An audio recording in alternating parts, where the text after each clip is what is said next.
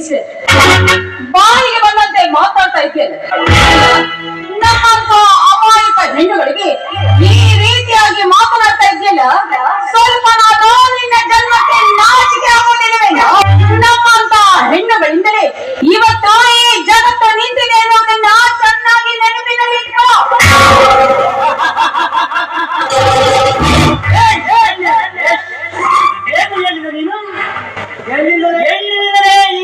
ಪ್ರಪಂಚ ನಿಂತಿದೆಯೇ? ನಿನ್ನಂತ ನೀತಿಗಟ್ಟ ಹೆಣ್ಣಿನಿಂದಲೇ ಈ ಸಮಾಜ ಹಾಳಾಗಿರುವುದು.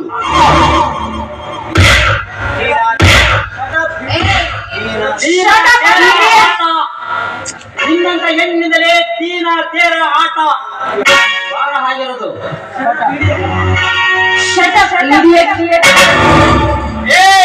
ಏಕೆ ಏಕೆ ಈ ರೋಷ?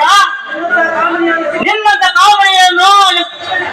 ಕಾವಲಿಯನ್ನು ಸಿಕ್ಕ ಪುರುಷರನ್ನು ಹಾಯ್ ಎಂದು ಕೇಳಿ ಅವರ ಜೋಗನ್ನು ಕತ್ತರಿಸುವ ಚಂಚಲ ಮನಿತ ಎಷ್ಟಿಲ್ಲ ಈ ದುನಿಯಾದಲ್ಲಿ. MTV ಫ್ಯಾಷನ್ ಟಿವಿ ನೋಡಿ ಚೋಟುತ್ತ ಡ್ರೆಸ್ ಹಾಕಿ ಅಮಾಯಕ ಹುಡುಗರನ್ನು ಬುಟ್ಟಿಗೆ ಹಾಕಿಕೊಂಡು ಬೇಳೆಗಳನ್ನು ಬೇಯಿಸಿಕೊಳ್ಳುವ ನಿಮ್ಮಂತ ಹುಡುಗಿಯರು ಎಷ್ಟಿಲ್ಲ ಈ ಭೂತಾಯಿ ಮಡಿಯಲ್ಲಿ. ಯಾರ ಹಾಯ್ ಎಂದು ಮಾಜಿ ಪ್ರಿಯಕರನಿಗೆ ಸುತ್ತಾಡಿ ಇನ್ಯಾರೋ ಒಂದಿಗೆ ಓಡಿ ಹೋಗಿ ಮದುವೆಯಾಗಿ 6 ತಿಂಗಳಲ್ಲಿ ಗರ್ಭಿಣಿಯಾಗಿ ಇರುವ ಪ್ರತಿಗತ ಶಿರವನ್ನು ಎಷ್ಟಿಲ್ಲ ಈ ನಮ್ಮ ರಾಮರಾಜ್ಯದಲ್ಲಿ. ಚಿಕ್ಕವರ ಬೈಕಿನಲ್ಲಿ ಕೂತುಕೊಂಡು ಹೋಗಿ ಗಂಡನಿಗೆ ವಂದಿಸಿ ತುಂಬನೆ ಎಂದು ಕೇಳಿ ಮಾಡುವ ನಿನ್ನಂತ ಮಿಂಡರನಿಗೆ ತಿರುಗಾಡುವ ನಿನ್ನಂತ ಪಾತಿಕರೇಶ್ವರ ಜೀಜಾವರಿ. ಯಾವನೋ ಒಬ್ಬ ಬಡ ಯುಗವನ್ನು ಪ್ರೀತಿಸಿ ಅವನಿಗೆ ನೌಕರಿ ಸಿಗದಿದ್ದಾಗ ಅಪ್ಪ ತೋರಿಸಿದ ಶ್ರೀಮಂತ ಮಗನನ್ನು ತಾಳಿ ಕಟ್ಟಿಸಿಕೊಳ್ಳುವ ತಾರಾವಣಿಯಲ್ಲಿ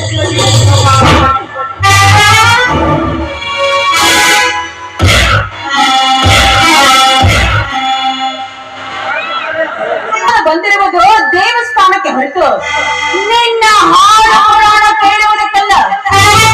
ಮಿಸ್ಟರ್, ಹೆಣ್ಣಿನ ಬಗ್ಗೆ ಎಷ್ಟು ಮಾತಾಡ್ತಾ ಇದೆಯೋ.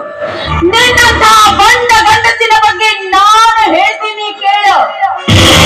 ಒಂದು ಹುಡುಗಿಯನ್ನ ಪ್ರೀತಿ ಮಾಡ್ತೀನಿ ಅಂತ ಹೇಳಿ ಅವಳನ್ನ ಬೈಕ್ ಮೇಲೆ ಕೂಡಿಸಿಕೊಂಡು ಗಲ್ಲಿಯಲ್ಲಿ ಸುತ್ತಾಡುತ್ತಾ ಯಾರಾದ್ರೂ ಕೇಳಿದ್ರೆ ಇವಳು ನನ್ನ ತಂಗಿ ಅಂತ ಹೇಳಿಕೊಂಡು ಡೀಸೆಂಟ್ ಆಗಿ ಫೋಸ್ ಹಾಕುತ್ತಾ ಜೆಂಟಲ್ಮನ್ ತರ ನಡೆಸುತ್ತಿರಲ್ಲ.